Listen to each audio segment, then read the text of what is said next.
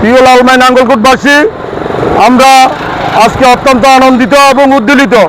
আমাদের নেতা জননেতা জনাব তারেক রহমান প্রধানমন্ত্রী হবার পর 12 তারিখ নির্বাচনের পর এই প্রথমবারের মতো কুমিল্লার উপর দিয়ে চাঁদপুর যাওয়ার পথে আমরা লালমাই নাঙ্গলকোটের জননেতা জনাব মোবাশ্বের আলম ভূঁইয়া ভাইয়ের নেতৃত্বে লালমাই গোল চত্বর থেকে শুরু করে এই দীর্ঘ 1-1.5 কিলোমিটারের মধ্যে আমরা অবস্থান করতেছি। আমাদের উপস্থিতি অত্যন্ত আশাব্যঞ্জক। হাজার হাজার নেতাকর্মী নিয়ে এখানে মোবাশ্বের ভাই উপস্থিত হয়েছেন। আমরা আজকে আনন্দে উদ্বেলিত। আমাদের দাবি, লালমাই উপজেলা একটি নবগঠিত উপজেলা।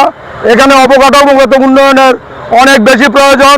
জনাব তারেক রহমানের কাছে আমাদের উদাত্ত আহ্বান, আমাদের এই লালমাই উপজেলার অবকাঠামোগত সকল উন্নয়ন প্রক্রিয়া ত্বরান্বিত করবেন এবং বিশেষ করে লালমাই নাঙ্গলকোটের সকল উন্নয়নের আমরা উপকার মনে করি। জনাব তারেক রহমানকে আমার নেতা জনাব মোবাশ্বের আলম ভূঁইয়া ভাই সংসদে বক্তব্য দেওয়ার সময় উনি বলেছেন, আমার নেতা তারেক রহমান উন্নয়নের দাবিও তারেক রহমানের কাছে, আমার নেতাও তারেক রহমান। সুতরাং আমার যা প্রয়োজন তারেক রহমান কিছু থেকে বঞ্চিত করবে না। সেই আশা আকাঙ্ক্ষা থেকে আমরা বিশ্বাস করি আজকে তারেক রহমান কুমিল্লা দিয়ে চাঁদপুর যাচ্ছেন, কুমিল্লাকে বিভাগ ঘোষণা করবেন। ইতিপূর্বে বিএনপির উচ্চ পর্যায়ের সকল নেতাকর্মী যখনই এখানে কোনো প্রোগ্রামে এসেছেন ওনারা বলে গেছেন কুমিল্লাকে বিভাগ ঘোষণা করবেন।